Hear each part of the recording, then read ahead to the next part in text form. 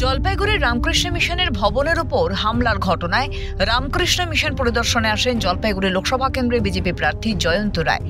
জলপাইগুড়ি রামকৃষ্ণ মিশনের সম্পাদক স্বামী শিব প্রেমানন্দজি মহারাজের সঙ্গে দেখা করেন তিনি। বিজেপি প্রার্থীর কাছে ক্ষোভ উগরে দেন রামকৃষ্ণ মিশন কর্তৃপক্ষ।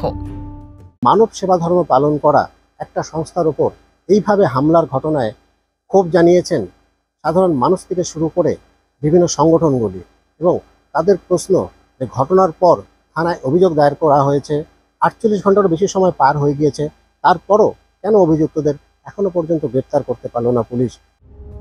প্রসঙ্গত, রবিবার গভীর রাতে আগ্নেয়াস্ত্র দেখিয়ে রামকৃষ্ণ মিশনের ওই ভবন থেকে এক প্রকার উচ্ছেদ করা হয় মিশনের আবাসিক ও সন্ন্যাসীদের। এই ঘটনায় শোরগোল পড়ে যায় এলাকায়। বিষয়টি নিয়ে ইতিমধ্যেই ভক্তিনগর থানায় লিখিত অভিযোগ দায়ের করা হয়।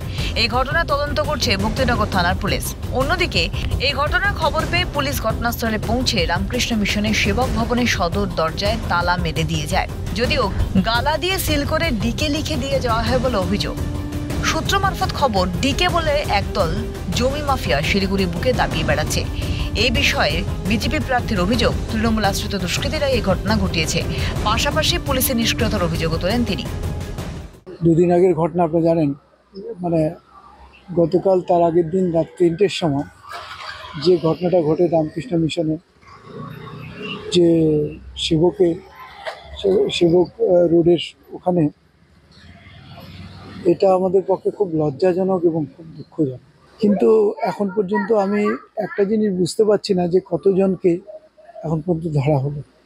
আমি এতজন 30-40 জন গিয়ে রামকৃষ্ণ মিশনের যেখানে জমি এবং হাইকোর্টের যেখানে একটা ডিসিশন দেওয়া আছে, এতগুলা লোক আক্রমণ করলো, তারপর তাদেরকে এখনও ধরা হয়নি, যেটা শুনতে পাচ্ছি খুবই খুবই খুবই দুঃখজনক। তার মানে কি চলছে আমাদের রাজ্যে। যদিও বিজেপির সমস্ত অভিযোগ অস্বীকার স্থানীয় তৃণমূল নেতার। কি বললেন তিনি শুনুন। দেখুন, বিজেপির নেতারা তো সব ঘটনার মধ্যেই তৃণমূলের ভূত দেখেন। তো আমরা তৃণমূল কংগ্রেস এই ধরনের ঘটনাকে বা এই ধরনের অপকর্মকে কখনই সমর্থন করে না। ইতিমধ্যে শিলিগুড়ির মেয়র গৌতম দেব তিনি এই ঘটনার তীব্র নিন্দা করেছেন। আমরাও দলগতভাবে এই ঘটনার তীব্র নিন্দা করছি। এ বিষয়ে স্থানীয় বাসিন্দাদের অভিযোগ, রামকৃষ্ণ মিশনের এই ভবনটি জমি মাফিয়াদের নজরে পড়েছে। তারা চাইছেন অবিলম্বে রামকৃষ্ণ মিশনের এই ভবনটিকে ধর্মীয় কাজে ব্যবহার করা হোক।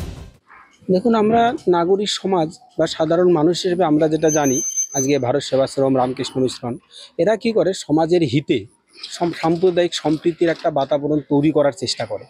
এখানে বিভিন্ন জাতি ধর্ম বর্ণ নির্বিশেষে সবাই এখান থেকে সাহায্য পায়, সব সময় আমরা দেখে আসছি।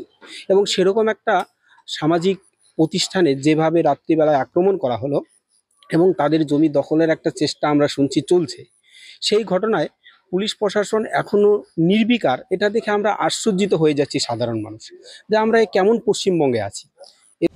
সরকারি জমি নদীর পার বিক্রির করার একাধিক অভিযোগের সাক্ষী থেকেছে এই বাংলা। আর এবার রামকৃষ্ণ মিশনের ভবন দখলের চেষ্টার অভিযোগ। নেপথ্যে কি তবে জমি মাফিয়াদের হাত? প্রশ্ন ওয়াকিবহাল মহলে। তিতাস পালের রিপোর্ট, ক্যালকাটা নিউজ।